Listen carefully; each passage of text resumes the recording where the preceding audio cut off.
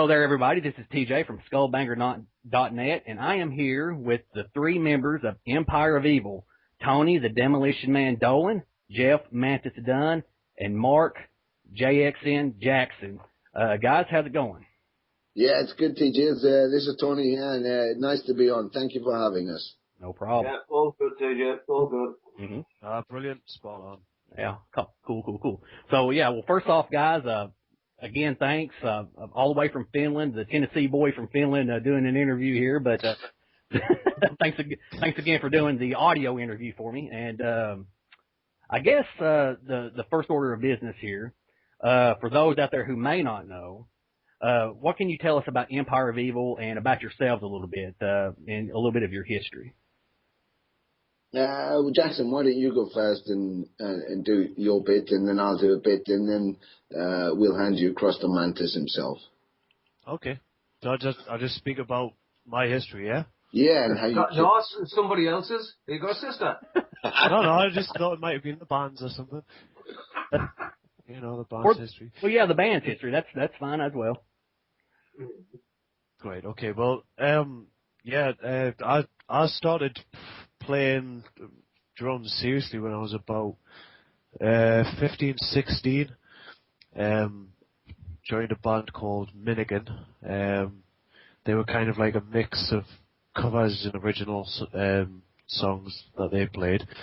I was in them for about 3 years or something like that, and then I left them, joined a band called Beyond the Grave. Beyond the Grave, done a few tours. We did the first Hard Rock Hell festival in the UK, which was brilliant. We supported Cradle of Filth, Cult of Luna, quite a few bands, Malefice, and then a few years after that, I joined a band called Sabbatica, which was a Black Sabbath tribute band, and I spoke to Jeff because Jeff was stage manager for a thing called Classic Rock Legends, which was basically, it was an event with the best tribute bands in the Northeast, and Sabbatica was one of them that played. And I just went up to Jeff and said, you know, if you ever need a drummer, give us a shout. You know, I'm committed and I'll not let you down. You know, Should be committed. Aye. Yeah, and Jeff, you know, we got talking a little bit, and then 2 years later, same thing happened again. Jeff came up to me this time and he said, you know, we might need you for a tour that's coming up, a US tour. So I might need you for it. So anyway, I did the gig and Jeff was watching me play, and then a couple of weeks later on, basically phoned us and said, we need you to do this tour. Are you up for it? Of course, I said yes. Pause there. This is our pause. For my part, this is Tony. For my part, me and Mantas, we go way back. From my band, pre me being in Venom, we were signed to Neat, so we were all hanging around, and you know, we had a long history. And particularly me and Jeff, I've always found on a musical level that we were pretty much synchronized.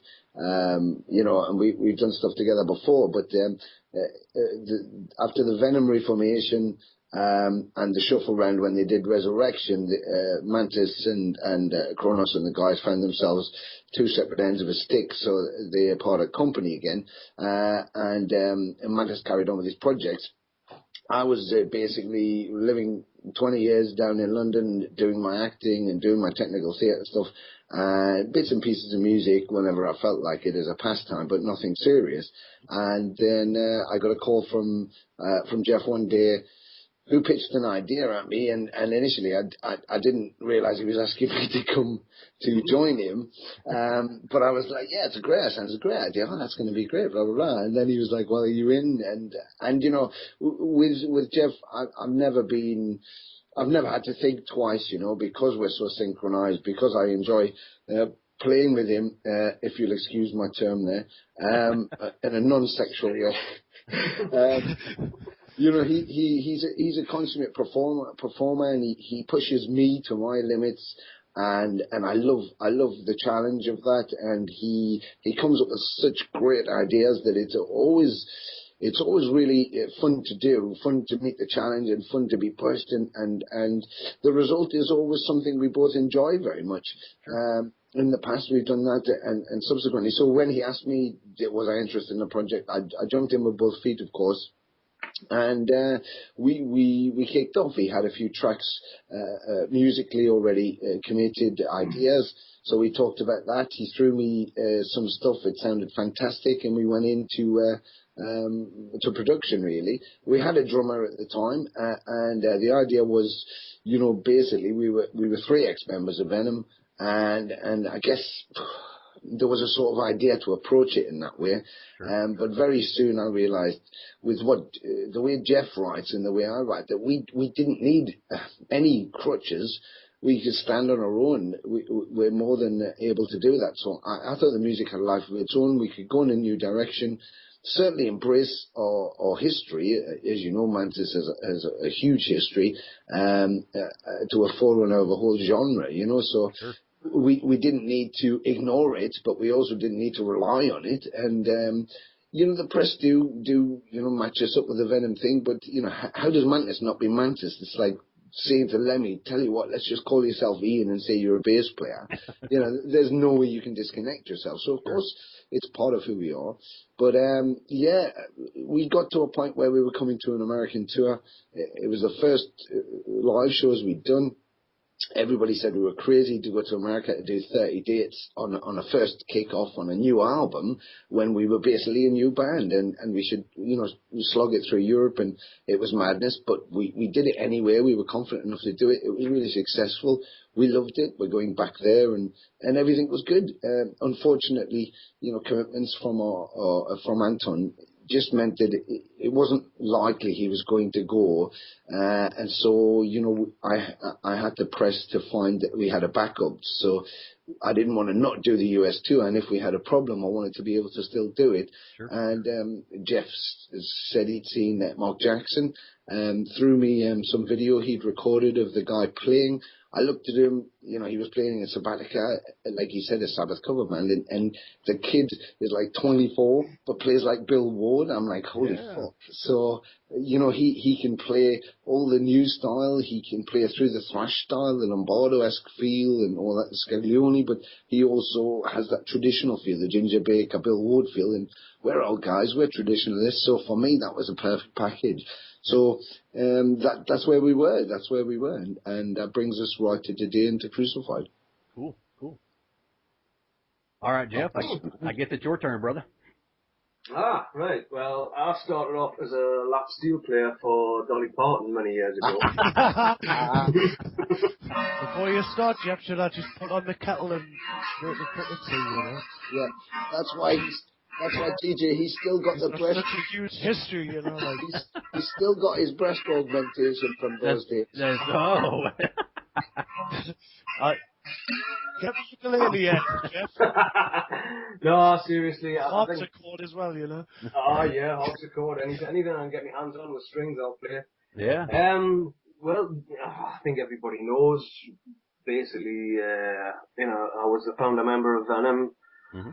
We're back in, 1979, and we were originally a 5-piece, and I met Conrad, aka Kronos, at a girlfriend's friend's house, and at the time, the guy that I formed the band with, Dave Rutherford, he was growing a little bit sort of disgruntled with the whole thing and the way that the music direction was going, so he didn't seem that interested. He was the rhythm guitarist, so we needed another rhythm guitarist. And I just got talking to this guy who was at this house this night. Never met him before. And I suppose the thing that clinched it was he said he was working at Neat Records, Impulse Studios. He was doing a sort of what they called a youth opportunity scheme at the time. And it seemed a way, there was another rhythm guitarist there, plus an inroad into a studio, and I thought, okay then, this sounds good. So he came along, had a look at the band and whatnot, And I will reiterate the point that it was called Venom at this point, and it was a guy called Kevin Devlin who named the band, who used to hang around with us.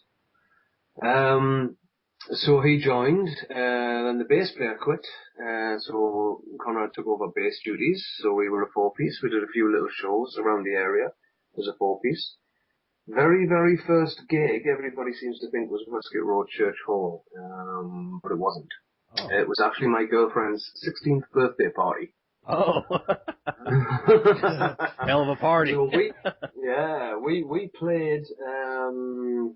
we played this birthday party, and it was a sort of working men's social club down by the shipyards in Wall's End. I don't know if you'll remember anything down there, Tony. But that's where we played anyway. Much to the horror of my girlfriend's father, because we did some damage to the stage that we had to pay for that night. And essentially it just all escalated from there. Everybody knows the Venom history by now. We went in, recorded some demos as a four-piece, and then we went back in, we did the first single, League of Satan, which to this day I still maintain that Neat Records put 1,000 copies out just to tell us to fuck off and waited for it to flop, but it didn't. Yeah. All of a sudden the whole world went Venom crazy for some strange reason, and that was it. We were off and running. Personality-wise in the band, it was okay at the start, but, as soon as the fame and all that kind of stuff hit, personalities changed within the band, and Sure. It's no great secret that we didn't really get along with each other in the sort of the heyday, if you like. Yeah. And, recorded a few albums. I left in '86. They continued with some form of Venom. And then, I did a solo album, and then Tony was involved in the making of the video of that solo album, actually. That was the first time me and him had ever set foot on stage together. Oh. Yeah. And then after that, got the call to go back to Venom. That was for the Primeval thing. Sure. And management and Abaddon were saying that Tony was involved, and they were telling him that I was involved. In reality, neither of us had agreed. My first reaction was no, I'm not doing it. Yeah. And then eventually we got it all sorted, did it, did 3 albums there. Everybody knows the history of that thing, and then I went on to do my other solo things. And then Venom reformed again, 95 for the World Rock Festival, then the big one at the Dynamo, then Athens, and the Milwaukee Metal Fest, and Metal Force, I think it was. But the personality clashes reared their heads again. And me and Conrad, we went on to do the Resurrection album with his brother. Yeah. And then I decided to leave again, which is what tells you something about the band itself. And then after that, I had a thing called, I did a Mantas project, and then it morphed into something called Drill. That's basically when the whole Empire thing started, sort of midway through the Drill thing, because we were going to do a charity show for a DJ who sadly passed away in Newcastle. He did a lot for rock music, and we were asked to headline this show, and I had said yes, and then I got a phone call from the drummer's wife in Germany. He was based in Cologne, and he was playing with another band, and I think it was the With Full Force Festival again. He was walking on stage, going up the ramp to actually go on stage with the intro tape rolling, and he slipped and broke his arm. Oh. So the gig was cancelled. He obviously couldn't make it over to Newcastle to do this show. The bass player was based in Germany as well. A guy called Calais is a good friend of mine. So Anton had sent me a message saying he had left Venom. We spoke at length about the reasons for him leaving and why I had left and all this kind of stuff. And the first person I gave a call to fill in for this show was actually Nick Barker, Testament, Dimmerborg, Cradle. Mm-hmm. He was busy, so the guys had said to me, why don't you have a word with Anthony and see if he can do it? So he came in for the one show, and then basically the singer and the guitarist from Drill were pushing for everything to be based in the Northeast, so Anton came in, a local bass player came in, and then the rumours started flying around because me and Anton were back together again. Is there going to be anything happening? And we had said, it might be cool to do something, but there wasn't any great plans for it. Sure. And then that's when Tony picked up the story where he said I gave him a call with the idea of this Empire of Evil thing, which was originally called Primeval, after the Venom album. And I suppose the rest is history. Tony's already told you about, Jackson coming into the band and stuff. I mean, what I will say, Jackson came into the band, and we had, with Tony living in London, the logistics of getting together, sometimes it's difficult. Sure. When Tony came up, we'd sort of send everybody a set list, said learn these songs, and then let's see what happens. So this was about a week and a half before the American tour, something like that, 2 weeks maybe. Yeah. So Tony came up from London. We went into a rehearsal place. We went through the songs one day. Yeah. The following day, we went through the full set, and about a week and a half later, we were on tour in America. Oh. And that was it. It was as quick as that. Yeah. And I will say that those are probably the only rehearsals that we've actually had properly. Yes. We went to Japan with no rehearsals. We've been to Sweden, we've been to Italy, we've been to the last few gigs that we did, France, Italy and Greece. No rehearsals again. But that shows the commitment and the quality of this band. We can get together, we get on stage, we know the parts, and we play. It's as simple as that. That's how you know a band works, like. Yeah, it works. It's just, it does. This band just really works, and the comments that we've had from the live aspect of it have been phenomenal. And then some of the reviews of Crucified saying, the synergy between these three guys is unbelievable. They work really, really well together, and I believe that. It's a great band. I'm very proud of this band. Very proud to be a part of it. And the long may it continue. Next question. Thank you all. Let's go try guitar. Yeah, more Dolly Parton tunes. So. I Will Always Love You. She wrote that and sung it originally. So let's hear it, man. You got that on tap for us? Teacher, why don't you sing it? You've got the, I got the pipes. Tennessee. I got the pipes. Can I just say, I'd rather not play anything off the next album just yet. Oh, I got you. So no Scooter songs right now either, right? Oh, no Scooter. Oh, Fire's okay. I like that. That's all. But my girlfriend, she likes Scooter. So. What was that? My girlfriend, she likes Scooter. All right. Actually, you know what it is? When I got the call to do that, I was very dubious about it. And then I thought, you know what it is? Fuck it. It's my life. I can do what the fuck I want with it. It's either going to go really well or it's going to be a complete fucking disaster. So, balls on the line. Let's just go and see what happens. And I had fucking best time. Those guys are so fucking funny. And I tell you, they are fucking loud on stage. They are fucking loud. Wow. Well, I know here in Finland, they're coming to a festival here in Finland, so I see commercials and they're in it all the time. And every time I see it, I just think, Mantas.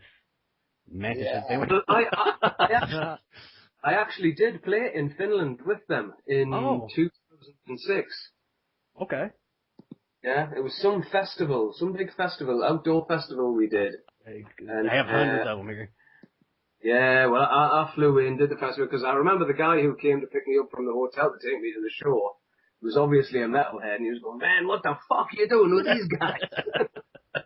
But no, it's really good fun, I mean, they're just as passionate about their music as we are about ours, and it was a good time. It was a really good time to have. Good. That's awesome. No regrets at all. Cool. Well, all right, guys, let's talk a little bit about Crucified. Obviously, this is the album that you got out now. It's your sophomore album, and you mentioned working together already and how easy it was, but compared to your first album, was it, as far as recording it, you guys obviously have been in the studio many times. So recording albums now, is it easy, harder? Is there new challenges involved, or is it just like, hey, we know what to do, let's go in and just let's lay down the tracks and be done with it? It's just about what you decide how to go about it, to be honest. We went proper old school on it, though. We did it, in my opinion, the right way. Mm-hmm. The real way, where you can actually hear a band playing. Sure. None of this kind of like, putting drums perfectly in time and all that stuff, cheating a bit. Yeah. I'm against that sort of stuff. I think that's what the main problem with the music industry nowadays is, to be honest. I prefer the old bands because of that reason, because you can actually hear what a band sounds like, and it sounds like what you imagine those bands to sound like live, Sure. I think that's what Crucified's about, that it's a live sounding album. Yeah, I think when we did Crucified, when I was mixing and I was doing the mastering and stuff, I thought, it is the kit, the drum kit itself, acoustically sounds so good. All I need to do is add a little bit of EQ here and there, and we've still got a real fucking kit. It was real guitars, real bass, real drum kit, vocals. Fucking hell, the vocals were virtually done, everything was probably done in one take. Very few overdubs on it. And I really did want to go down that old school route. I'm just sick of hearing every metal album sounding the fucking same. The bass drum sounds the same, the snare sounds the fucking same. It's like, and you can almost go into fucking Drumagog or any of these drum programs and pick out the fucking snare and the bass drum sounds for each individual album. Yeah. And it's, to me, metal drummers, don't get me wrong, metal drummers, as far as I'm concerned, are some of the most talented fucking percussionists on the planet. Yeah. Some of the things that these guys can do is absolutely fucking amazing. But why not just let the guy fucking do it, And I think this album, the album is tight as fuck, and yes, it was recorded to the click track, but it's still got that human movement to it as well. And the click never moved. No, the click didn't move. All the guitars and bass were recorded, and then, I just sort of burnt everything onto data discs and stuff, and we took all that stuff into a big studio, and we just set Jackson loose and just said, right, there you go, there's the track, that's the BPM, there's the click track, bosh, off you go. And that was it. There was 11 songs done in one day, wow, and some of those songs, I would sit there and go, as soon as he walked into the studio control room, I would go, brilliant. He would listen to it and then go, I can do that bit better, I can do that better. But he wouldn't go in and replace the one part. Stupid motherfucker would go in and replace the whole song. So, you're talking 11 songs in one day, but some of them, a lot of them were one take. And those one take the one take songs, they've got so much, how can I put it? It's just live. It's live. That's what I'm trying to say.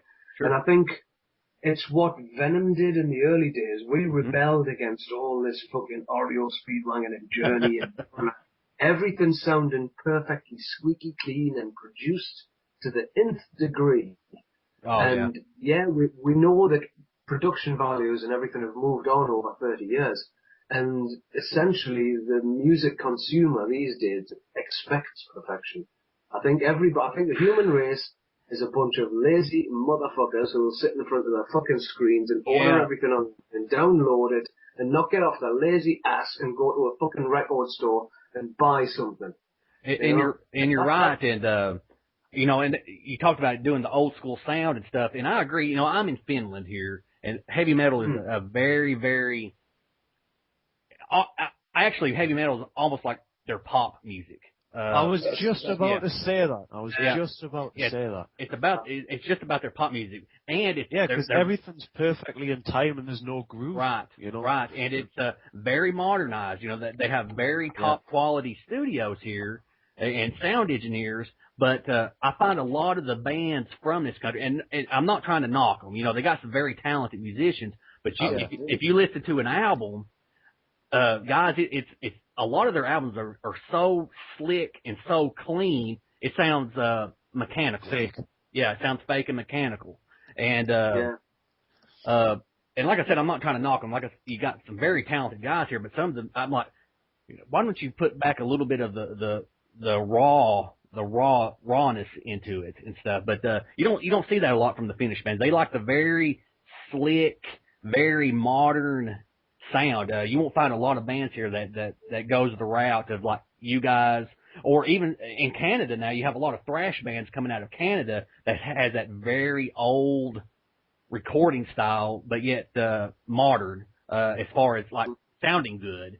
But they do the recording process kind of like what you were speaking of. But here in Finland, it's very slick, man. They don't like everything's got to be modern, man. I don't know what it is, but I don't get it whatsoever, because it's fact that all the biggest bands are the ones that actually started out that way. So why would you change it? You know. Yeah. I think it's just a progression with technology. I think the Sure. thing is that, you can embrace it and you can utilize it, of course. The methods of recording, it's easier, WAV filing and editing, and it's no tape. You're not dealing with all sorts of magnetic tapes that degrade, and the editing's simpler. And of course, there we are. We could be on three ends of the same planet recording the same album by simply sending files back and forward. Then it's up to Mantas. He does all the editing and the production and the mastering, so there's a lot of workload for him, but he doesn't really need you don't really need to have three guys in the same room. However, we did that on Hell to the Holy, and we loved that album, but the one thing that we felt was slightly missing was that you're in the room with the band, right.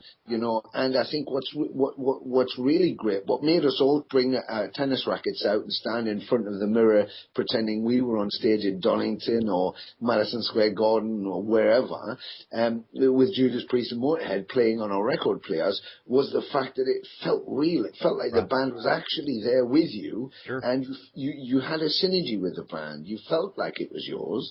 And I think when it's too clinical, the Finnish stuff in particular, but not specifically them, of course, all those northern regions, it becomes very clinical. It's very orchestrated, perfect, wonderful scores and stuff.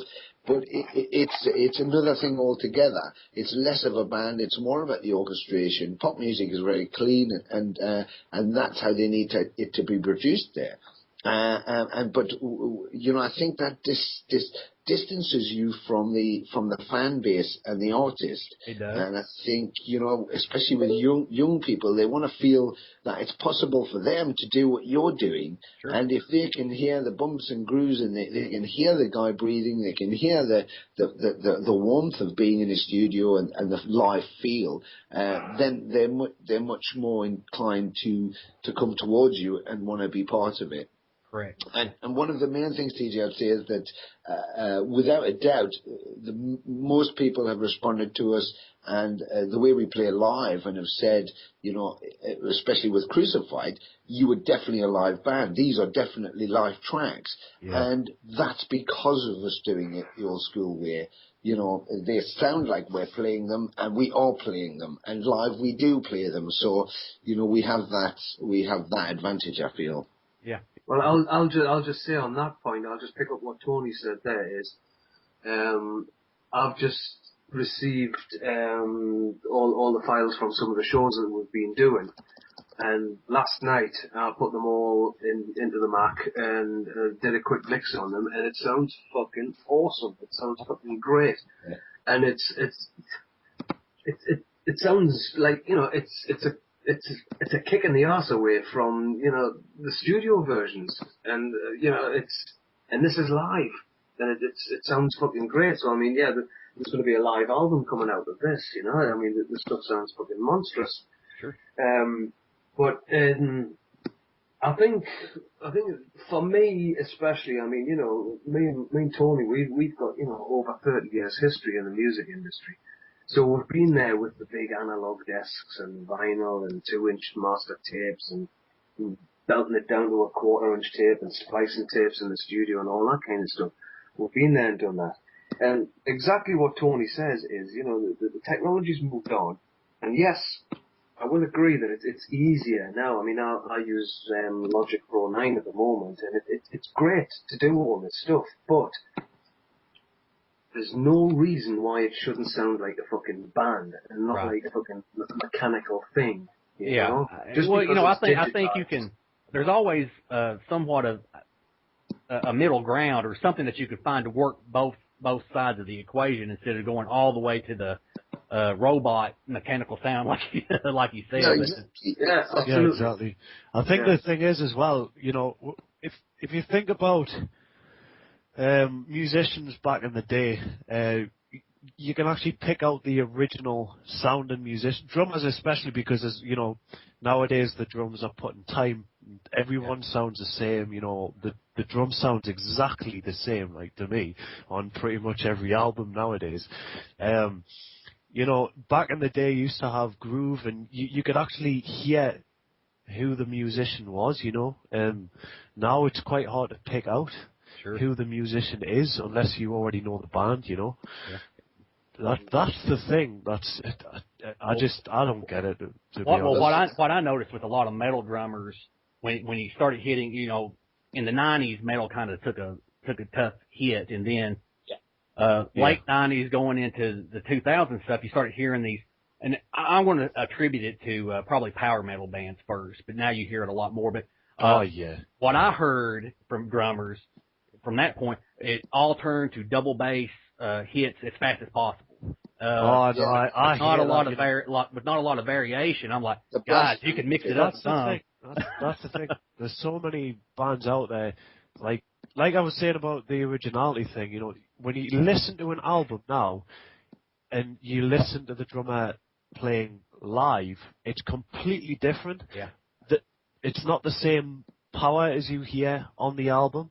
Sure. You know, the playing sometimes is the same, sometimes not. You never know, and why have that question? I think that's you the know? point, though. If each guitarist had exactly the same sounds, or there was 5 or 6 sounds that were preferred to be used because of production, you would be very hard pushed to differentiate between the actual guitarists because their style is part of their sound. Their sound is their style. I mean, look, we're talking about guitarists here. Mantas doesn't compare to anybody. Right. He is Mantas, and when you hear his style, you can tell it's him. And that gives a distinction. I think it's the same thing with drummers. Drummer Gog's great. Triggers are fantastic. You know, blast beats and double bass drums, you know, triple timing everything when it's unnecessary. You know, I think there's room for that. And obviously it's a way of playing and it's a way of music. But you can watch 10 of those bands and you can't tell which drummer is playing if you're blindfolded. Whereas if you go old school, there's certainly a fucking difference between John Bonham, Ginger Baker and Bill Ward. Oh, yeah. And even if you compare Scaglione to Lombardo or Tom Hunting, there's definitely a difference in those players. And that's what's exciting about it. You want to know there's differences. So I think there's a danger with technology to push homogenize everything into one straight line, and then you lose connection not only to the bands because the sounds are too clinical, but also, you know, to the actual performances themselves. Yeah. I mean, the thing with it, you know, playing as fast as you can. I've noticed from a lot of drummers that they concentrate so much on their feet and so much on their hands to play fast, but when they do fills, there's no originality. It's just all, you know, singles, just right, left. There's no kind of rudiments involved or anything like that. You know, it's like it's just all the same, and I don't know. It's very impressive playing as fast as you can, but I think there's a lot more to it than that. Well, yeah, when I played guitar and failed miserably, but when I played guitar, I had a guitar instructor, and he told me, he said, speed is good. It's like a crayon box. It's good to have speed, but you don't want red to be your only color in your crayon box. Exactly. Yeah. That's exactly. Totally agree. I mean, for me, speaking as a guitarist, I mean, there is some incredible guitarists out there, don't get me wrong. I mean, you know, like the Malmsteens and Buys of this world. I mean, look at the speed, the arpeggio, all this kind of stuff. And I remember the first time I heard Malmsteen was actually at Neat Records. We were down in the downstairs studio, and somebody brought a cassette tape of this guy. And we were listening to it. It was like, holy shit, how fast is this guy? But I found myself after about 5-6 minutes, something like that, going, right, okay, let's do something else. Yeah. You know? I mean, my favorite guitar player of all time musically is Gary Moore. Yep. I mean, Gary Moore, that guy can melt your face with a rug. But the thing is with Gary Moore is his solos are so memorable. Mm-hmm. The last time I seen Gary Moore live was in 2007. Yeah. And I just remember it was a sit down show. He played all his blues stuff. He played a bit of rock stuff. He played some phenomenal guitar on that night. But the song that got the biggest reaction of the night was Parisian Walkways. Mm. You know, it's so melodic, so much feeling, it's just incredible, you know. And for me, when I'm putting solos together, you know, my solos are written just as the song is written, so that they're always played the same. And yeah, I like little fast runs in here, there, and everywhere, but you know, I don't consider myself to be technically adept enough to do all this fucking fancy stuff. So I try and make the solo as memorable as possible. Yeah. And I remember reading an interview with Gary Moore years and years ago, and he actually came out and said that the guitar solo needs to take the song to another level. Yep. It shouldn't just be there because the formula dictates it to be there. Right. And you know, I mean, we've got a song called Carnivorous, and there's a break in that track. I mean, the song is on Crucified. I mean, the track is from Primeval. And there's a break in that song where, you know, I suppose ordinarily you might have a guitar solo over there, but it's just great to be at the front of the stage with Tony and hammering the rhythm out. Sure. It's a great piece. It doesn't need a solo over that part, so you know, it just clogs everything up if you put like another few notes in there. Yeah. But now for me, I used to do this thing a couple of years ago called Rock School, where, you know, we used to teach young kids, and, you know, we used to have them put them into rock bands, and they used to get a gig at the local O2 Academy at the end of this course that they did. And you'd see all these little guys with their guitars, you know, playing at 1,000,000 miles an hour, and, you know, when it came to songwriting, we would try to get them to create originals, you know, everything was so complicated, and this, and that. I was like, whoa, man, come on, you know, it's like, yeah, you can be as complicated as you want, but you'll never hit a fucking audience like AC/DC when they play Highway to Hell. That's right. 3 chords. 3 fucking chords. Angus has made a career out of A, D, and G. There you go. People, fucking brilliant. You got to write a song. You have to have the songs. Songs is the thing. Yeah, songs is the. You know what it is? If there's a rock song gets onto the radio and it's too long, what's the first thing that's taken out? The guitar solo. The first thing that will be edited out of that song is the guitar solo, because people don't buy guitar solos. Normal consumers don't buy guitar solos. They buy vocals, melodies, and a good fucking song. You know, I'm damn sure if your average consumer was driving down the highway and Yngwie Malmsteen came on and they flipped the station and the next thing they heard was fucking Nickelback, they'd be rocking out. Yeah. As simple as that. It's all about the songs at the end of the day. And I think sometimes, you know, with guitarists and drummers now, because, you know, drummers have come as far as what, you know, Eddie Van Halen did for guitarists way back. All of a sudden there was these incredible drummers come out. But fucking hell, man! It's more like a sport now, isn't it? You know. Yeah, it is. It's like, you know, who can play the fastest. Yeah, people say to me about guitar playing, and it's like there's 1,000,001 guitarists on YouTube who play in their bedrooms at phenomenal speeds, and there's no denying that talent. There's no denying the talent. But I remember seeing a video of a guy that I know, actually. I know him quite well. And he's a phenomenal shredder, right? Yeah. And he was demonstrating this guitar for this company.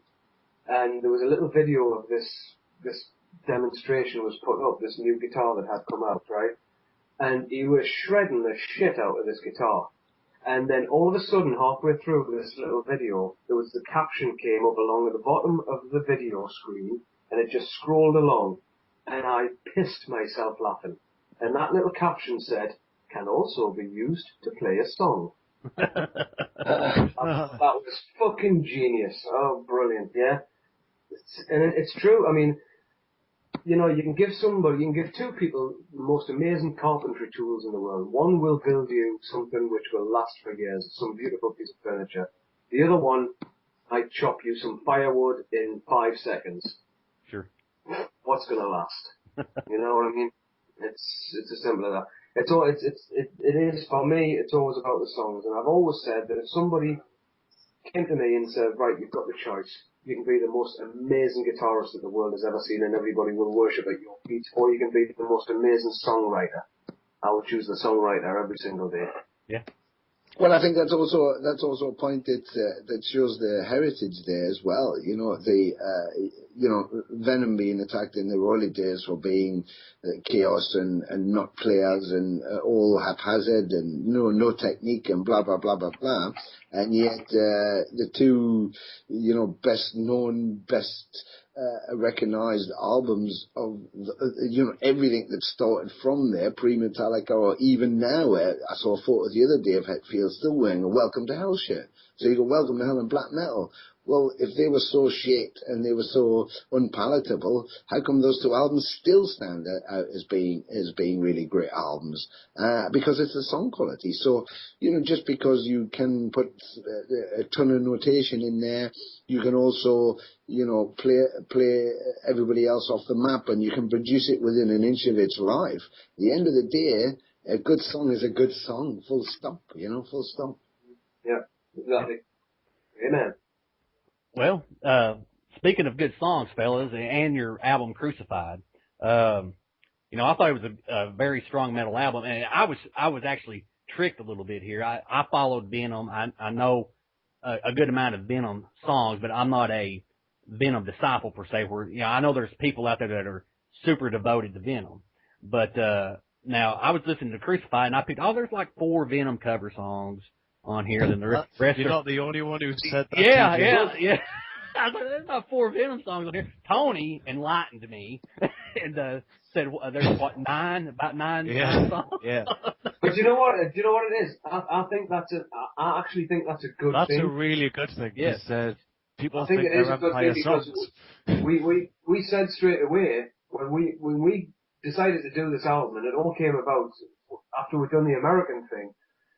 We were talking to so many fans outside of shows and just hanging out with people, and people were saying to us, "Oh, it was great to hear Black and Other Priests and Carnivorous again," and we were playing Primeval at the time as well. And it's it's great to hear those songs again, but we just can't get the albums anymore, So when we got back, we decided, well, fuck it, let's put it out there and see what the people would choose, and then we'll make some lists. We'll compile all the lists together, and we'll pick a bunch of songs and we'll redo them. Sure. And I suppose, I think probably Tony will agree that at that point there wasn't the definite idea of doing an album. So the first 2 songs were Black and Other Priests and Carnivorous because we've been doing those live. So I put them down and I sent them to Tony and said, right, this is what we can do with them if you like, So from then on, it was like, right, game on, let's fucking do this. Sure. And I mean, those songs are 22-year-old now. Yeah. And we all said at that point, there's going to be a lot of people out there who haven't even heard these fucking songs. I mean, fucking Jackson was 2-year-old when we were recording those fucking songs, Yep. Yeah. So I think it's a really good thing. I've seen one review where one guy says there's 3 Venom songs. Yeah. Well, I feel like I'm a little bit more knowledgeable than By one song. By one song. Yeah. But now since 9 of the songs out of the 11 tracks are Venom tracks, for someone that is a Venom fan or a metal fan in general looking to get into Empire of Evil, but not looking for a Venom cover band, what can you tell them, like, to say that no, we're not a Venom cover band, we got our own stuff too, and what they can expect to hear from Empire of Evil? I mean, I think that's a key point. Look, the heritage is that Mantas started a band way back when that were called Venom. They became known for Welcome to Hell and black metal, synonymous with Abaddon, Mantas, and Kronos. I was involved later on. The shape has changed so much that now Kronos is out there doing his thing. Someone said to me the other day about Venom cover band, would we commit a track to a tribute album to Venom as Empire of Evil? And I said, well, no, we wouldn't, because if we appear as Empire of Evil on a tribute album, I said 2 things. One is, why would we tribute the guy who's in the band when he's already in the fucking band. I said, what, he's going to serve his ego. That's why you serve. Yeah, you serve his ego. Exactly. And I said the other thing, and then they said, yeah, but it wouldn't be. You know, you're just honouring the great songs. I said, yeah. Well, we do that live anyway because it is about playing great songs live, and we let the fans decide. We ask them, you know, which songs would you like us to play, and they give us a whole list of Venom songs they want to hear us do. So that's why they're in the set. It's not because we need to have them in the set. It's because we like to have them in the set, and the fans want us to play them. But also, I think that, you know, if anybody's tributing anybody, surely Kronos is tributing Venom because he's been doing it with nobody else in Venom. Yeah. So, you know, to say that we're tributing, at least I was in there. Okay, I'm not Kronos and I was in there. It's not the classic era or whatever, but at least I was in Venom. We did do albums, and Mantas did write those first initial albums, so he has every right to play them live. Sure. But, you know, so who's tributing who's covering who? I mean, you know, you cannot and we will not deny any of our heritage, and good songs are good songs. So when you listen to Empire of Evil, you're not listening to someone pretending to be Venom, trying to be Venom, tributing Venom or anything else. We're playing songs that we have every right to play. We're playing songs that we enjoy and are part of our back catalogue, and that could be together, separately. You know, if Jeff comes in and wants to play a great song that he wrote during the Mantas Zero Tolerance days, or from the drill days, or from the classic era, you know, then brilliant. They're great songs, and we should be able to play them live. But don't think we're trying to. We're not acting as any sort of tribute thing. We've got Creatures of the Black. We did 4 cover songs, and we have 2 of our own on there. Hell to the Holy is all our own stuff, and now we've done Crucified. We were attempting to go into the next album, and this idea came up, and we've put these in there. But as you said, and lots of other people have said, the reason we did this was because fans wanted to hear these songs. They're having difficulty getting them. Universal wouldn't re-release them because there's a conflict of interest under the Venom name. So we've done them ourselves, which means we control these masters. We could free them up. People can access the songs that they may never have heard before. So they've now become Empire songs. They'll be in our set. So when people listen to these, yes, they were done under a Venom flag, but majority of people haven't heard them. So don't think of them as Venom songs. Think of them as Empire songs, or think of them as myself and Mantas songs. Okay. And they're part of who we are. So what you'll get is you'll get Empire, fully bored, right between the eyes, kicked in the nuts while we're smashing your face in with our music. And if that happens to be a Venom classic song or an Empire classic song, something we re-recorded or something by somebody else, either way, you'll get 100% from us. So, you know, that's what Empire is. Awesome. Well, okay. Now I'm going to work this in here a little bit with another question I've got, but and it kind of centers on Jeff's guitar playing a little bit. Now, when I listen to you, Jeff, and especially the very early, well, even some of the later, well, anytime I hear you play, actually, but like the early Venom songs that obviously had a story, like Countess Battery, 1,000 Days in Sodom, something about your playing.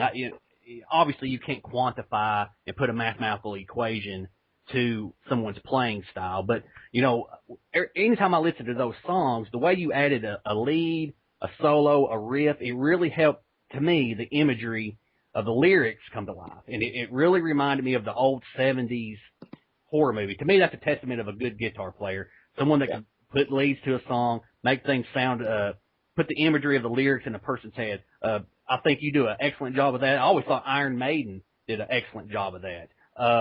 But now, I got a very horror movie vibe from your playing, Venom's imagery, now Empire's imagery as well. Now, outside of, say, Empire of Evil, would you guys ever be interested in doing like a horror movie soundtrack, or do you guys even like those type of movies? God, I was brought up on them. I mean, at the minute, I got asked a few years ago to do this, and I was always like, yeah. And then when I was in Japan, we went out for a meal. Empire were playing in Japan, and we got taken out for a meal, and at that meal in the restaurant, I basically got bullied by Tony Dolan. Sorry. And Marc Jackson, and a lovely guy called Glenn Williams Mm. into writing the book. Oh. Basically, the book about me, about Venom, about everything. And in the book, I mean, I'm going right back to childhood and, you know, what happened back then and stuff like that. And my grandfather was really into the old horror movies, you know, Bela Lugosi and Boris Karloff and all this kind of stuff. So I was brought up on all that stuff, you know? Yeah. And I mean, I'm still a horror movie fan today. I mean, my favourite film of all time has got to be The Exorcist. I mean, you know, it's never been surpassed as a horror movie, never, and it never will be. There's more gore, there's more splatter, there's more special effects and all that kind of stuff, but that movie is just actually fucking disturbing. So, I mean, fucking hell, I don't know what to say about what you've just said about my playing. What can I say? I mean, well, dude, I think one of the more memorable solos that I can recall from like the first two albums, 1,000 Days in Sodom, when you go into the lead solo part of it, it just captures a certain feel of what it would be like to be in such a horrible place. But dude, I think you know, you're one of the more fantastic guitar players I've heard to be able to capture moods and atmosphere and feeling of those kinds of songs.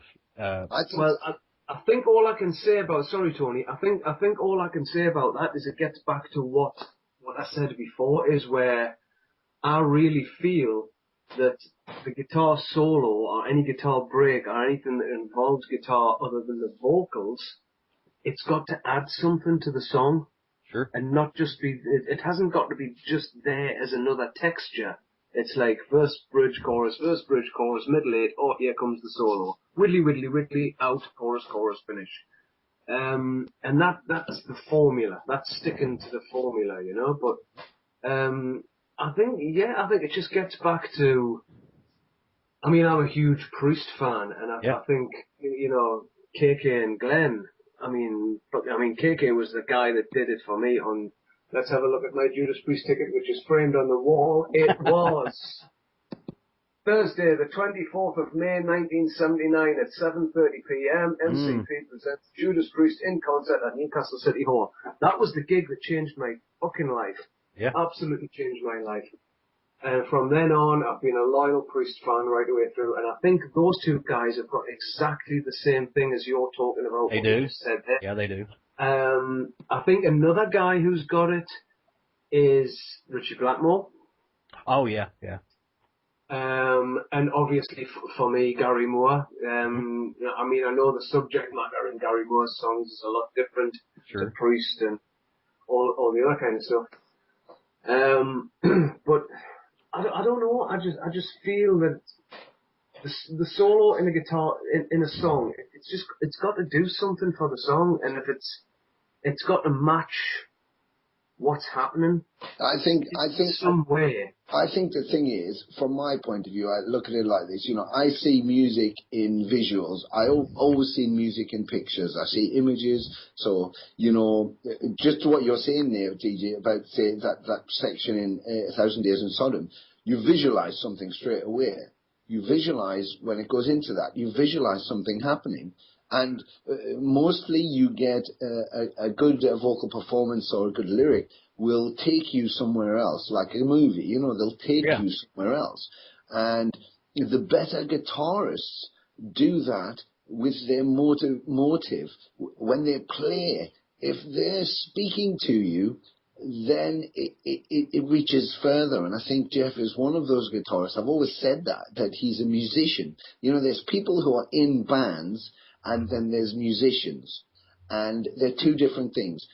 Someone in another band might not go and play guitar for Scooter because they're a techno band and I'm in a metal band. Okay, that's a person in a band. A musician doesn't look at it like that. Sure. A musician looks at playing something, being challenged to play in a different way and adapt their style and see how that works. It's about experimentation and not being afraid. Blackmore did it, Gary Moore did it, you know, everybody we've just been talking about did those, and they're all great players. Priest create listening to the opening lick of the Ripper. Oh yeah. Away, you know that's Jack the Ripper. Mm-hmm. You're right in those London streets. Of course, the lyrics tells you the story, but I think with guitarists like Jeff and like those other guitarists, they get to a point and they give you it in music, which is quite extraordinary. There's not a lot of people that can actually do that.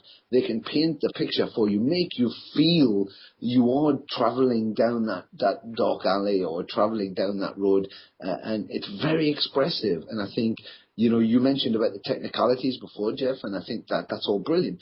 The Malmsteens and the Stevie Vai to a sort of Satriani, brilliant guitarist, technically fucking superb.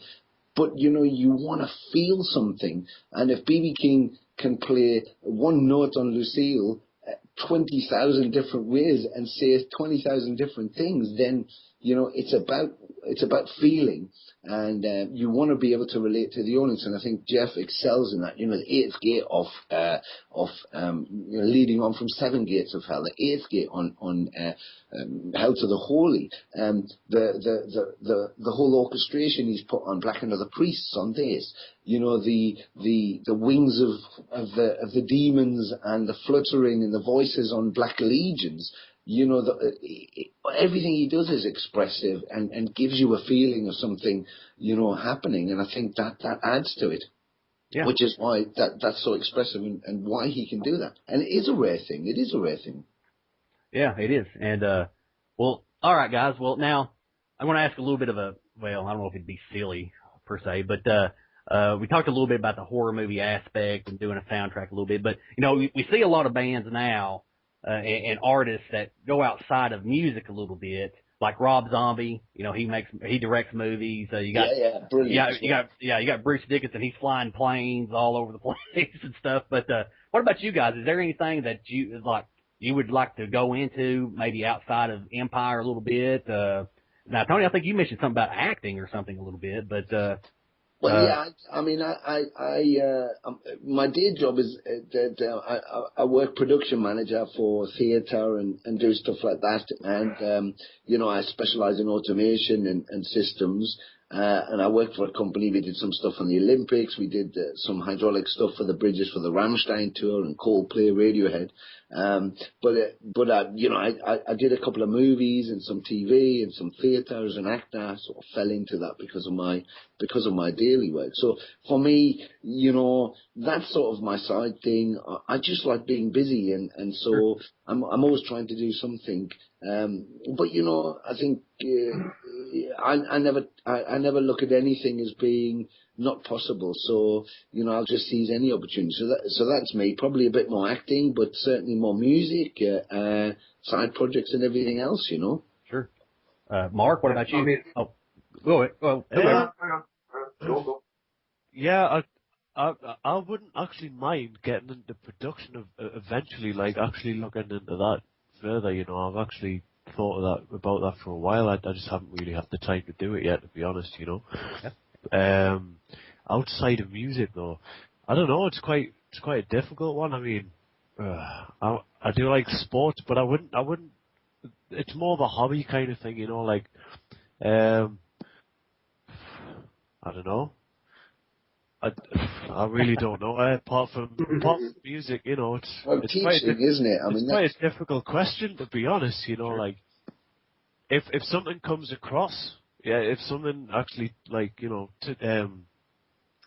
I get asked to do something, then if I do think maybe I would be interested in that, then I'd go for it. Whatever it is, really. Yeah. Okay. If it's something I might like, I'll go for it. Yeah.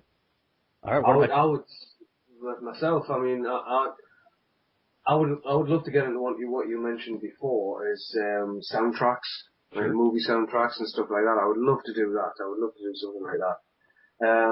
I'm getting sort of off as a production work now, off the back of Hell to the Holy and Crucified. I would love to get into production. Outside of music, well, it's no secret. I had a martial arts gym for 19 years. That was my other thing that I ran side by side with music. So I was a professional instructor for 19 years. And then I snapped my Achilles tendon, and that was that. Fucked. So, But no, I think for me, it's always going to be music, to be perfectly honest. So Yes, yeah. Soundtracks, production, all that kind of stuff, you know. As long as it's creative, that's the thing for me. I love being creative.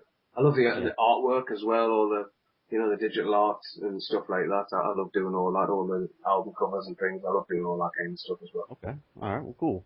Well, now let's talk a little bit about some newer bands. We talked a little bit about the finished ones earlier and things, but obviously Venom, dude, you basically unintentionally, I suppose, but you created the black metal genre. So you have all kinds of bands now that look to you guys, or to, you know, the early days of Venom as being a heavy influence, especially the black metal guys. But, you know, you have thrash bands like Slayer and Metallica. You know, they look to Venom as a major influence for them as they grew. But now with the Empire of Evil, you're all three, you're veterans of the business.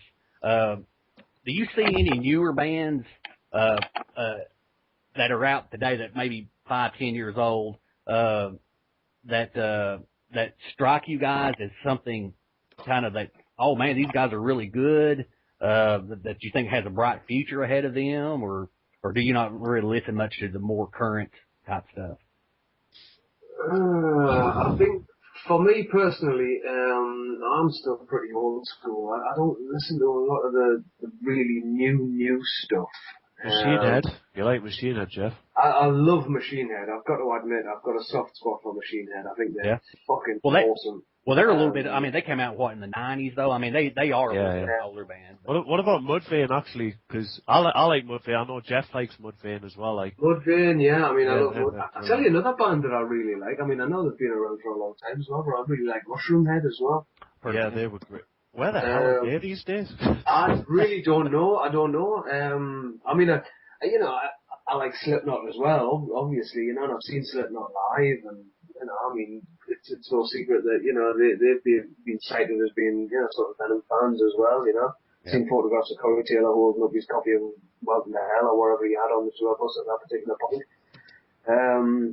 But the new stuff, all this stuff like Bring Me the Horizon and all that kind of stuff, I don't know.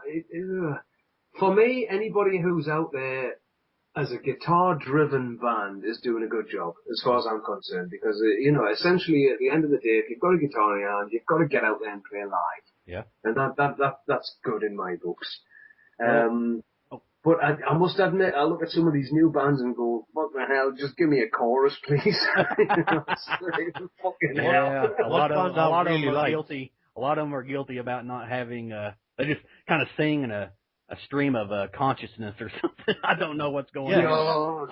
I think it's like lack of emotion that's being captured in the songs. There's one emotion, and it's just anger. It's just pure dark anger, and that is it.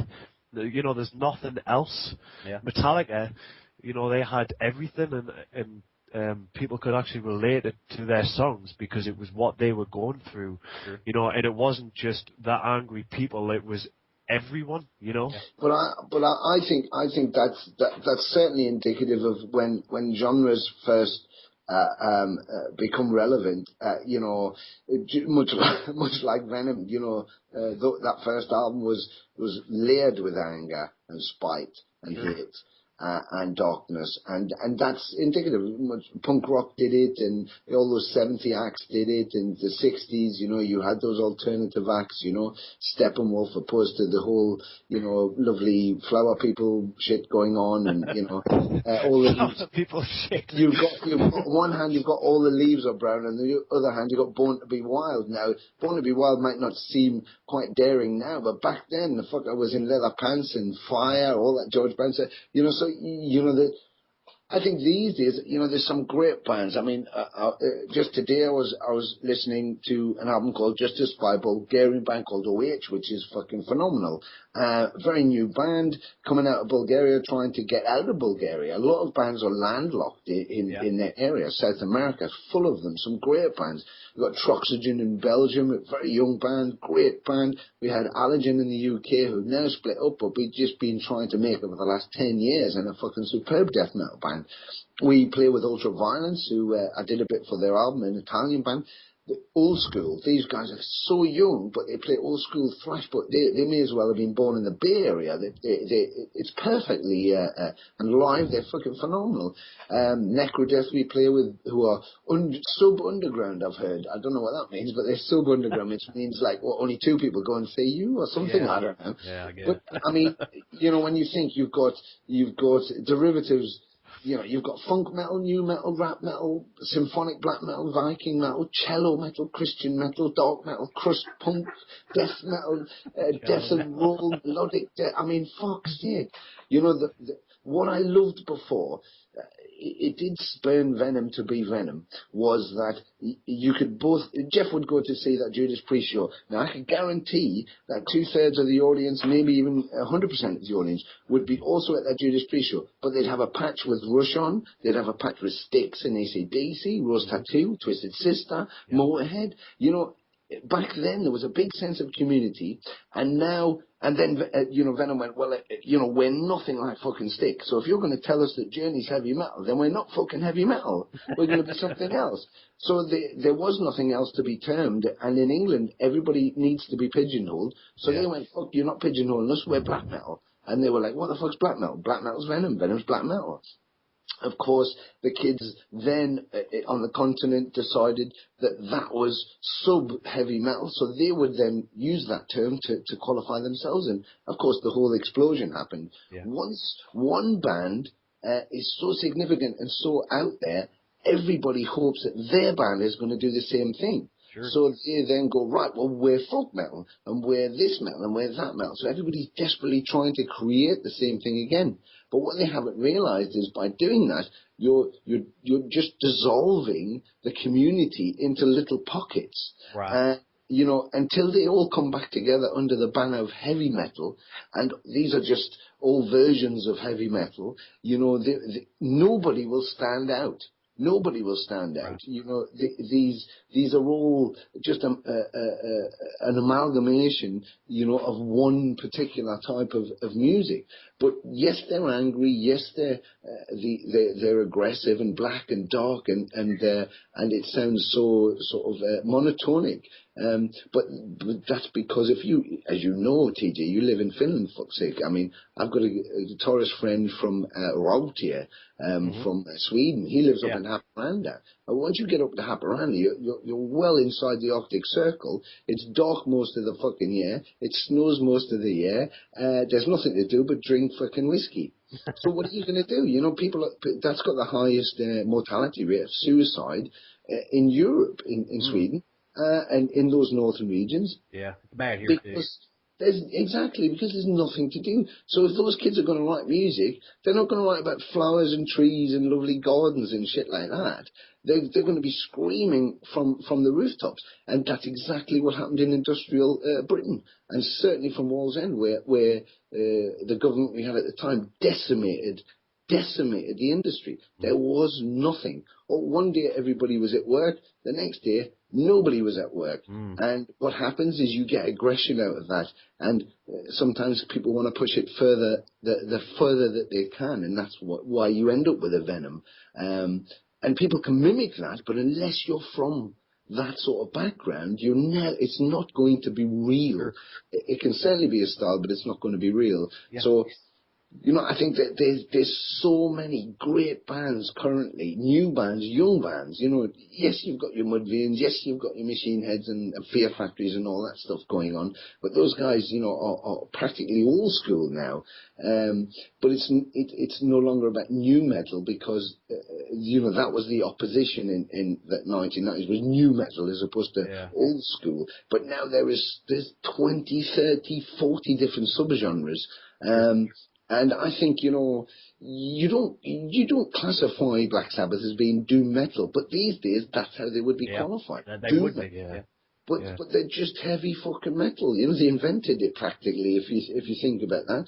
And so I think what we want to do with Empire of Evil, Metal Messiah sings about that, and the way we've approached Crucified is just to bring everybody. crucified, just like Hell to the Holy. Hell to the Holy opens with Hellspawn, which is just a thrashy type of anthemic, right in your face, spiteful, biting you. But then it's nudged next to alongside tracks like Devil, which talks about Southern blues and the birth of black metal from. It's always been here, the Devil's music, and then you have the Eighth Gate, something doomy and epic. You have something flavoursome like All Hail with a groove in it.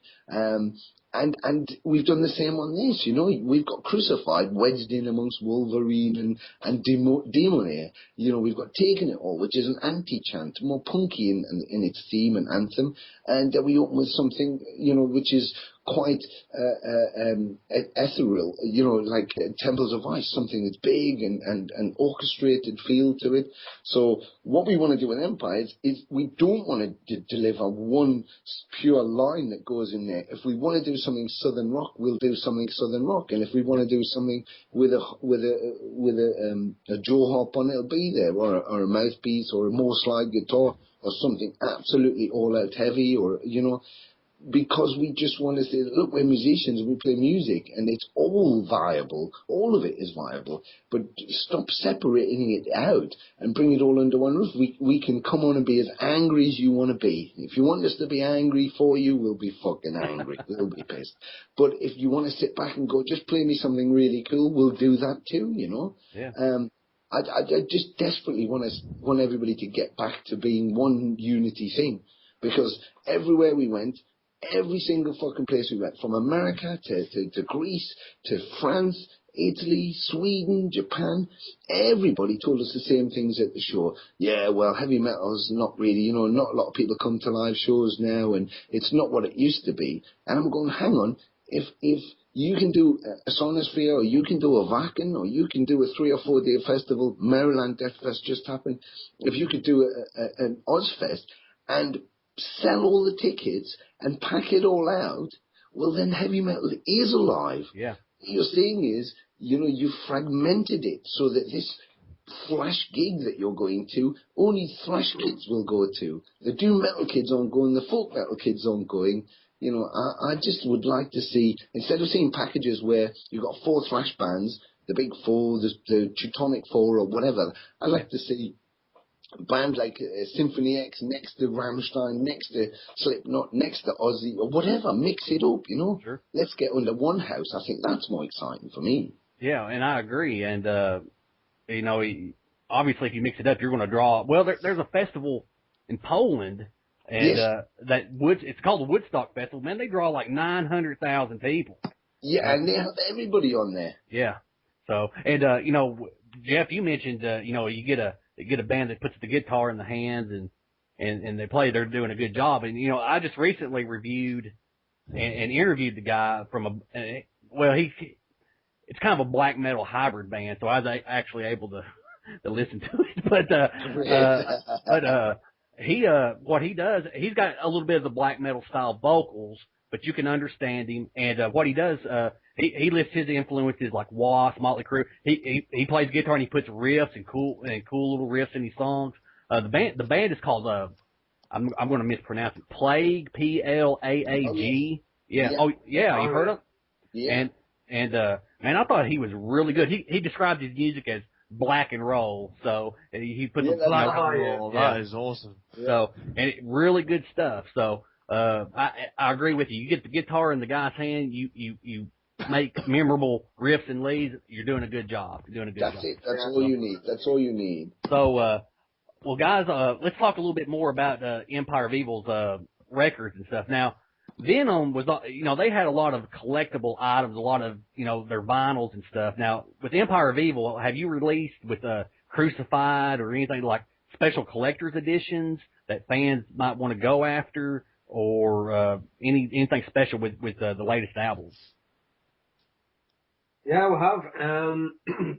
I mean, Demone, the new track and Taking It All, they are out on 7-inch vinyl through Night of the Vinyl Dead. And it comes in inverted crucifix packaging with all the artwork and pictures and all the goodies with it.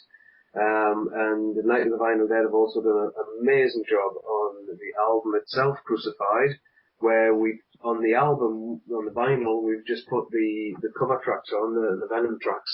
Sure. But it's got an embossed cover, and inside there's a actual stencil of the Empire of Evil logo, so you can spray it all over your mum's walls and stuff. Or your mum. Yeah, right. Wait till she's asleep and spray over the on her forehead. Oh God, let her go into work the next day with that on her head. Well, go ahead. I'm sorry. No, it's all right. And what we've done with the album as well, I mean, we've licensed the album to Japan, we've licensed it to Europe, and we've licensed to America. And there's slight differences in all the packaging and the tracks and stuff like that. Obviously, the Japanese get some new stuff. But with the new album that we're currently writing, hopefully, which should land on everybody early next year, the new album's going to be called Unleashed, and for each different territory, we're planning on doing something completely different for them. The bulk of the tracks will be the same, but there'll be specials for Europe, there'll be specials for America, specials for Japan, slightly different artwork and stuff like that. So it just makes it collectible. Cool. I don't want to go down the route of, what Venom did. Everything's rehashed and put out again and again and again. We had no control over that. So that wasn't the band, I must admit. But this assault, that assault, the other assault, and it's cool for the collectors, but there are the people who turn around and say, oh, well, you're just putting a shitload of stuff out there to try and make as much money as possible. Sure. But we just want to make things a little bit special for each territory. And if a European wants to buy an American version, then great, and vice versa. But if they don't, then they've still got their own version. Sure. Which is fine. So yeah, we're just, the thing is, the writing process, when it comes to writing material for an album, there's so many fucking songs come out. And as Tony said before, we just don't want to waste anything, and we've got a shitload of, we've done, I think it's close on 50 shows now, something like that. Yeah. There's quite a few shows we've done anyway. And we've got live recordings from every single show, so we thought, well, we've got this, so we are in the process of putting a live album together. It's just going to be down and dirty. It's not going to be overproduced. There's going to be no fucking fancy wizardry done on it or anything like that. It's going to be called Live, Loud and Raw. The Japanese have already got a couple of extra bonus tracks on their CD on Crucified. But the live album will be completely new recordings of everything, but it's still, the title will be Live, Loud and Raw. And it's basically, the first thing it'll go out on will be vinyl. It'll probably go out through Night of the Vinyl Dead in a special packaging. Okay. It'll be traditional, double live, gatefold sleeve, vinyl, old school, completely old school. Awesome. And like I say, it's just going to be a live bootleg. But we thought, you know what it is? The bootleggers make a shitload of money out of us. Always have done, so why shouldn't we do it? So we're going to bootleg ourselves. Yeah. Well, you kind of, I had one fan question here, and you kind of answered it for me, but by a guy named, I'm not going to mispronounce the name, so I apologize in advance to this man, but, or I guess it's a dude, but, Six Massey is his name on Facebook. He actually had a fan question. He was asking about a live CD or a DVD to hold everybody over until the new material. You discussed a live album. But is there any plans for a DVD or anything coming up? Oh, yes. Yes, absolutely. Tony, do you want to tell them about the live DVD and I'll shut my fucking face? No, it's good. Well, I was just going to say, the plan is that, when we get to September, we've got an East Coast tour of the US. And then we come back to Europe. We do with the East Coast tour, we'll be with Raven. I think we've got about 2 weeks. And then we come back to Europe and do, this will become relevant about the release in a minute. And then we come back to Europe with Master, Onslaught and Exuma. We do about 2 or 3 weeks with them in Europe.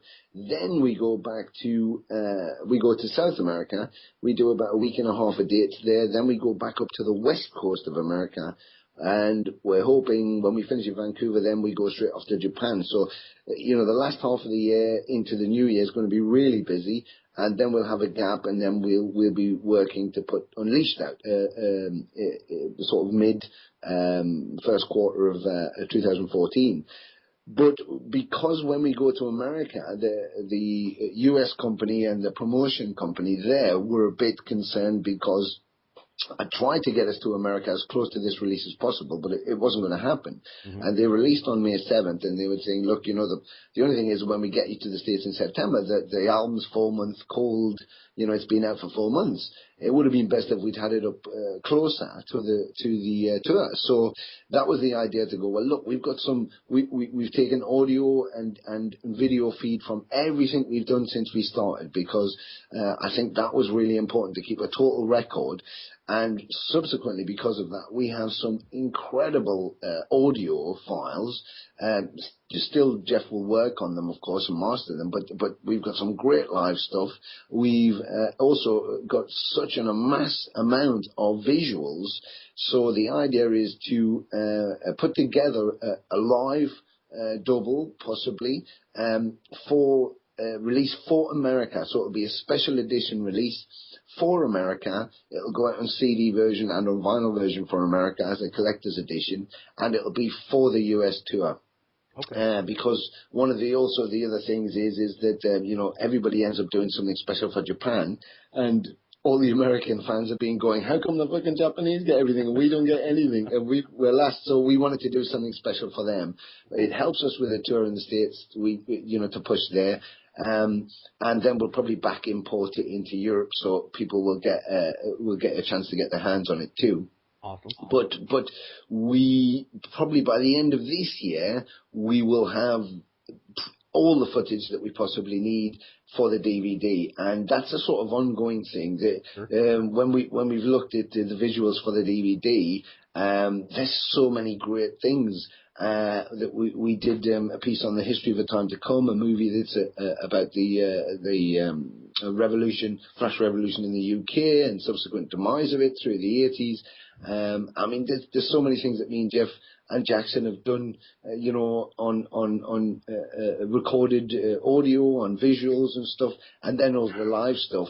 So we're just collating everything at the moment, and when we feel right, we've got enough that we like, then we'll go into the production on the DVD. But hopefully we'll have there'll be pieces from everything from when we started all the way through, radio bits and pieces and just everything that we've done. It'll be like an anthology of the band. I think the weirdest thing is that we've been going, we're into our third year now. And since last March to now, we've done about 40 shows, which is basically taking people's breath away, to go, fuck me. And in that short space of time, we've also had, this is our third release, not counting the vinyl version of Hell to the Holy, the vinyl edition of Crucified, or the single. And by the end of this year, we'll have yet another release out. Are we overplaying it? I don't think so.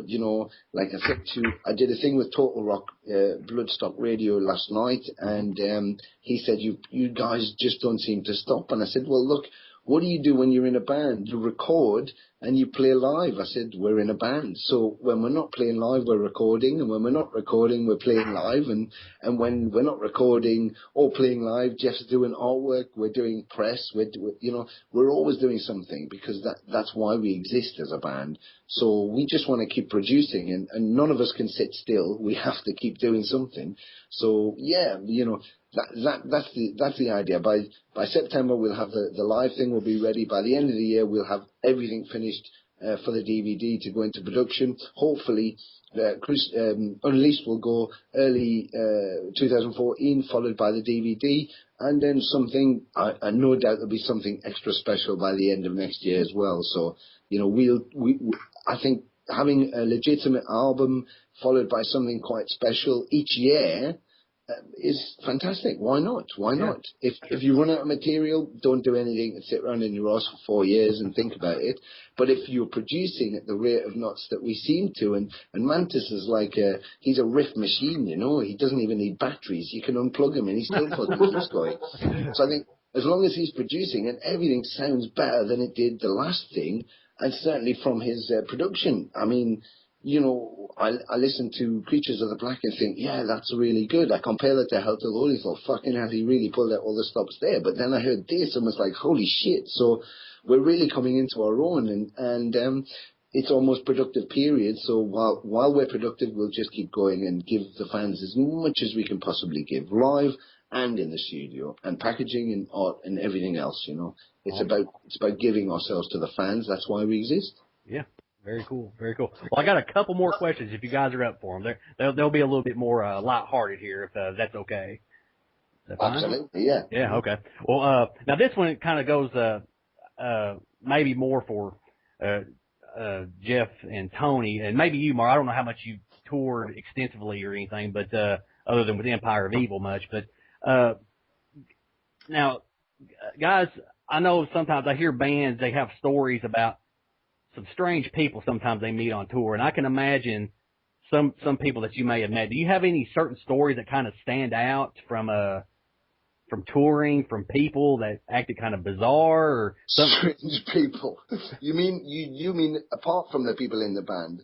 Well, yeah. I was going to say, they're probably going to say me. Let me rephrase. From a fan's perspective, as far as like fans in the crowd or people that you've met outside of his band. Well, I think one springs to mind for me is there's a fan called Eduardo who lives in Canada but is originally Argentinian. Okay. And we went to Toronto on the last tour, and there was a guy standing outside the club clutching a couple of Venom albums, and he introduced himself and said hi and started telling a story. And the story was that Venom were playing Argentina. He's a lifelong Venom fanatic, and him and his brother flew all the way down to Argentina to see Venom, and he took his albums, and they just wanted to meet Kronos and get the album signed. I think they saw Mike Hickey, who was with Venom at the time, was in Metal Black, I think, and Anton spent lots of time with them, and Kronos flatly refused to sign any of their stuff.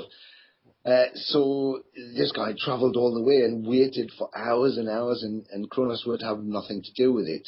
So he was a bit disappointed and stuff, of course, you know, and I don't know where Conrad's mind was at, and maybe he was occupied, maybe he wasn't feeling so good, but nevertheless, the kid was very, the guy, he's a man really, I suppose, was very despondent and very down and very let down. So, you know, I went and found Jeff, brought him out, and that was great, and he was aware of the guy, and we signed stuff, and that was all great. And then there was two guys turned up who were interviewing us, and they said maybe we can go and sit in this pizza place. So we said, yeah, let's go there because it's quiet. And this kid, well, this man was going to stand there, and I grabbed him and said, come with us. And he was like, what? And I said, just come with us. We're doing an interview. Come with us. And he was like, well, I'm going to come with you. And said, yeah. So we dragged him along with us. Me and Jeff made him sit in the middle of us while we did this interview. And he just sat there with a big grin on his face, clutching Prime Evil all the way through it. And then we took photos, and he was in the photos too. And he was beside himself thinking, this is the most bizarre thing in the world, you know. I travel all the way to Argentina to get an autograph and can't get it. I meet you guys, and all of a sudden I'm being interviewed with you and everything else. But that guy, you know, he plays guitar, and he has loaded up on our pages every single song that we've played. He's learnt and recorded himself playing and posts them up to honour us, you know. Awesome. And then sent us 3 Argentinian football shirts with our names on the back, and each one of us has a 6 on the back, and on the front in gold embroidery, Empire of Evil. Man, that's really cool. They must have cost him a fortune, but you know, how do you thank someone like that? You know, so Jeff, you know, I sent him a package of all of our stuff, you know, the beanies and badges and all sorts of things, you know, just sent them as a gift to say thank you. And then Jeff did something that blew him away. He recorded a DVD of himself playing the songs, showing him how to play them. Awesome. And didn't tell him what it was, but sent him that. And man, when that thing dropped through his door, he went ballistic. But I thought, to us, that's what it's about. I agree. Yeah, that's a really nice gesture, guys. That's really good. Yeah. Okay, you someone else tell a really cool one like that. Go on, Marc. I'm trying to think. Yeah, I nicked the best one. I bet you remember this one. When we were in France in Marseille, when we were doing a signing session in the store, Do you remember? Do you remember? Marc, keep talking because I'm going to the toilet. Oh, no. Fucking hell. Has he just shit himself or something? I don't know. Again. In Marseille, there was a guy who actually wanted us to sign his face. That was a bit weird. Oh. So we all signed his face, so it's just... I think Jeff asked him if he was going to get it tattooed. Yeah. Jeff or Tony asked him if he was going to get this the signatures tattooed on his face. His friend wanted his belly done. Oh, and the other guy, the big guy. There was a guy who was quite sorry, but he was quite fat, and he asked if we could all sign his stomach, and it was quite rank, to be honest. Yeah, we all signed his stomach, and then his friend, who didn't have the same sort of protrusion and down before his pants, said, "Oh, my stomach's not so big, sign my face." That was perfect. Wow. Yeah, the marker was kind of sinking into this guy's stomach. It was quite hard to sign it, you know. Have I signed the letter yet, you know? So kind of each letter we were checking if we've actually signed the right thing. I remember we were in Quebec City, and we did do autographs on people's skin. In fact, in Montreal, one guy came to see us in Montreal, then travelled up to Quebec to see us, and I remember Jeff signed his arm. And when we got to Montreal, he had that tattooed. So the same signature had been tattooed on him. Yeah, that was Christian Grenier. That's right, Grenier, yes. I remember him. I mean, for me, you know, all the touring and stuff like that. I mean, it's no secret I always stayed away from all the sort of rock and roll parties and things like that. I just can't be fucking bothered with it, you know. It's like I'm there for the music. It's as simple as that. So. For me, it's always been, it's not strange tales or anything like that. It's always been the appreciation of the fans. Yeah. It's so overwhelming and so humbling. I mean, fucking hell, when we did that American tour, you know, and the amount of people who were coming up to me and going, "Man, if it wasn't for you, you know, there'd be no fucking extreme metal." And I'd say, "Whoa, you know, that's a lot to take in, you know, when somebody's got that much appreciation for what you've done, you know, for your music." I mean, I've met most of the sort of real hardcore Venom fans, and I mean, in hell, it's unbelievable the things that I mean, one guy that stands out for me. I mean, apart from Eduardo and you know, there's Martin Bjorkland and there's, you know, obviously Christian Grenier and there's Michel Pearson in France. There's oodles and oodles of them, you know, but there's one guy that stands out for me, that's John Parry. Yeah. I mean, he's just, I mean, we've just been to Athens there and, you know, we went and met a guy that I consider to be a brother and a good friend now, and that came through Venom, and it's a guy called Costas. And I first met him, I think it was at the Barking Festival when we headlined. And then after that, sort of kept in touch. And then I went on holiday to the little island off the coast of Athens. I got invited over to his house, went over to his house and stayed with him and his wife. And he just had a little baby girl. And just a few weeks ago, we were back in Athens. It was the first time I'd seen him for 13 years, you know, and there he is with a teenage daughter and you know, he's just a lovely guy, huge Venom fan. Yeah. And, you know, I say this, I sound like a broken record, but I say this in every interview, and I'll continue to say this because it's important. And that is that the fans are the most important part of the music industry. Without them, none of it exists. You know, right. The bands don't exist. We wouldn't have the opportunity to go and play all these countries that we go to. The magazines wouldn't exist. You wouldn't be doing this interview if there wasn't fans listening to it. You know, the record company would be down the pan. Fucking MTV wouldn't exist. So, this is the thing that gets me about these fucking prima donna rock stars who won't go on stage unless they've got fucking rose petals in their fucking dressing room. You know, it's not a privilege for the fans to be there to see you. You know, get that straight out of your fucking head. It's a privilege for you to be on stage in front of all those people who have paid hard-earned money to come and see you.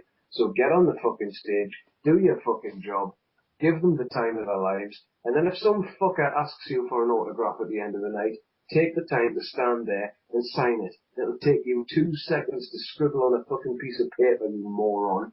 You know, it's and that's it. no, but that's true. It's true, fucking true. And that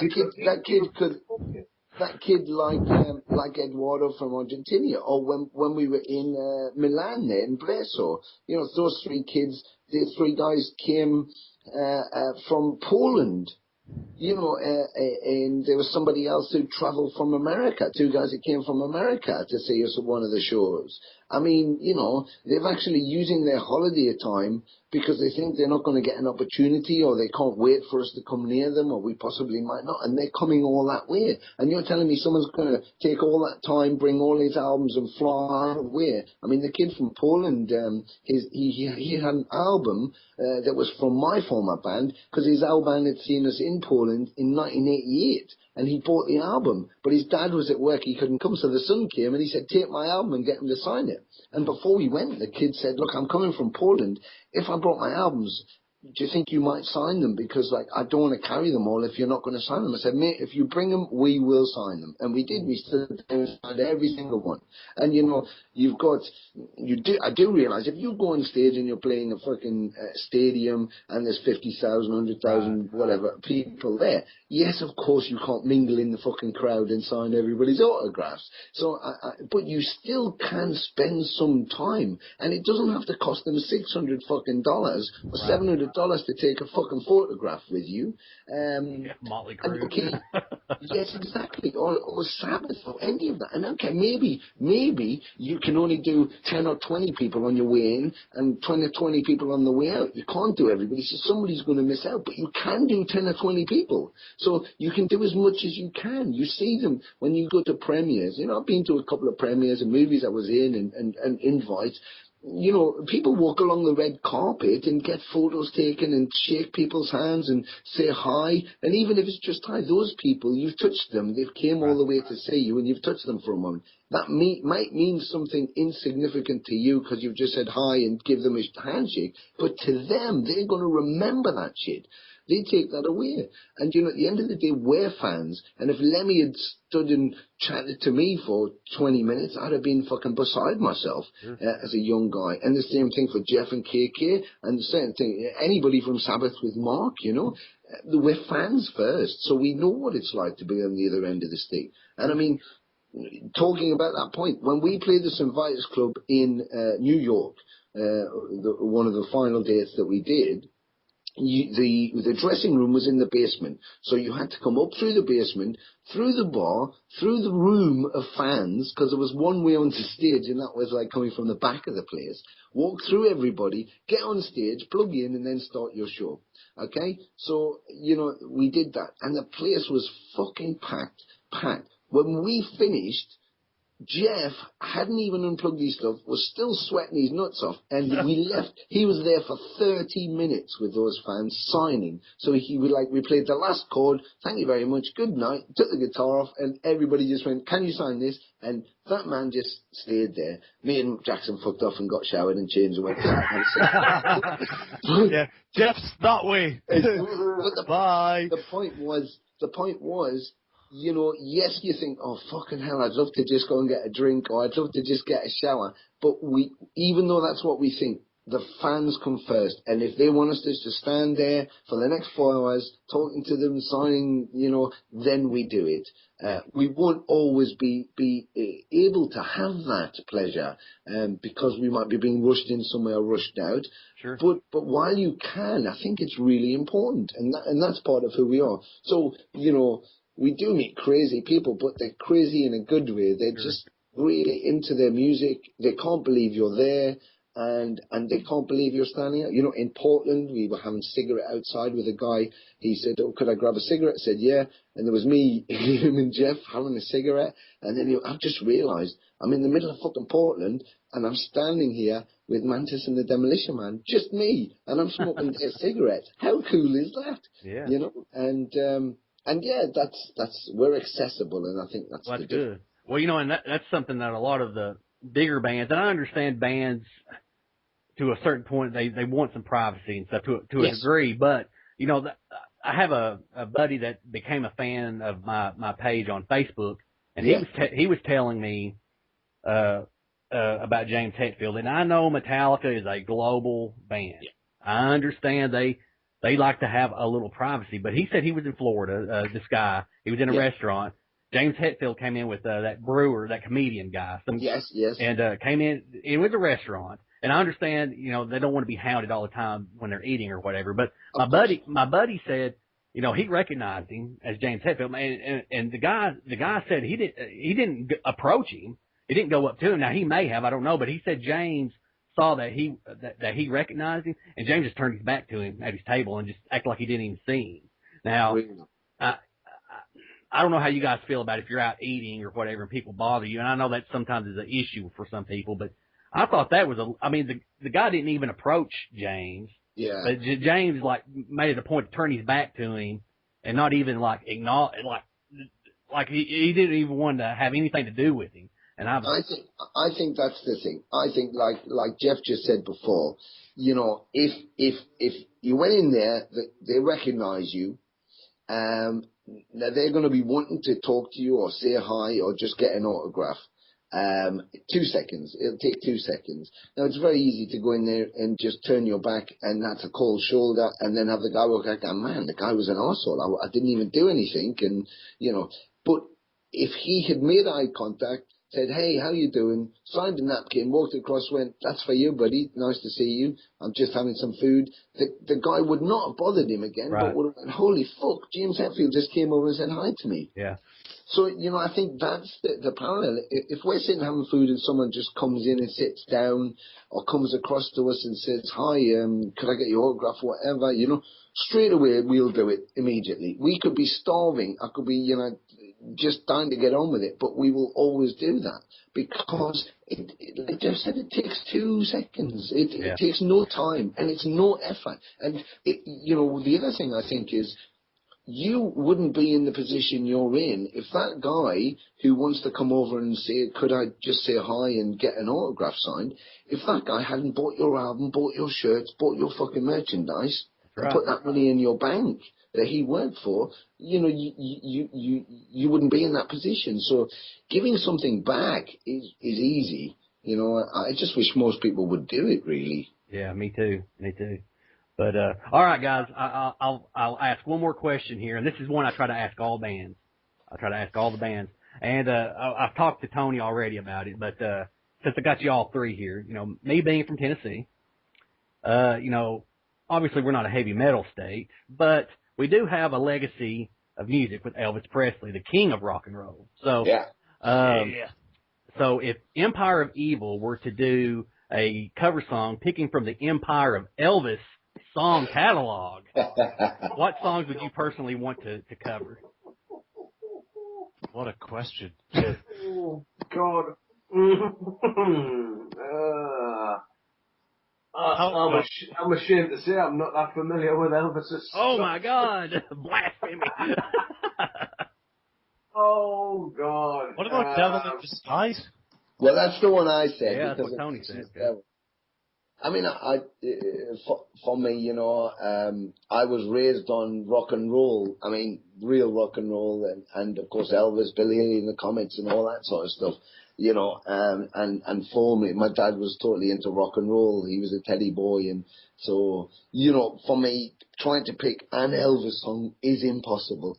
Because there's some great songs, but I think we could destroy most of Elvis's catalogue if we did it. We could fuck it up with good style. So, why not something ridiculous like "Love Me Tender" or something? Oh, there you go. I would Teddy Bear. I mean, I think something more hardcore. Jailhouse Rock. That's Jailhouse Rock. There you go. It's a good one, but there's such a fantastic thing. But I think Devil in Disguise is probably because that's probably more us, I guess. Anyway. Sure. Or blue suede shoes and just change it to black suede shoes. There you go. yeah, that would be brilliant. Yeah. I mean, the thing is not only songs that that obviously were written with Elvis in mind, but I think those early songs that Elvis did were all black blues feel songs anyway.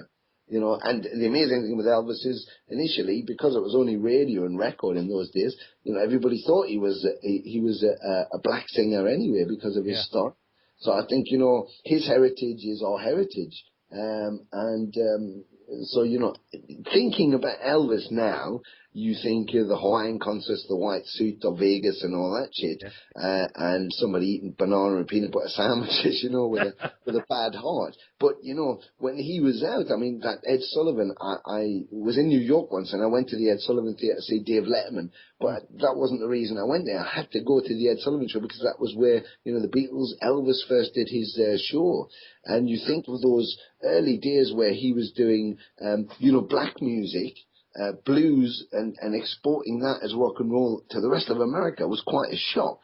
Sure. You know, because it was all big band music, Glenn Miller and stuff like that. And all of a sudden you had this young, good-looking guy with his slicked hair, with baggy trousers, shaking his hips. You know, holy fuck, that must have been like people seeing the Sex Pistols for the first time, or hearing Welcome to Hell for the first time.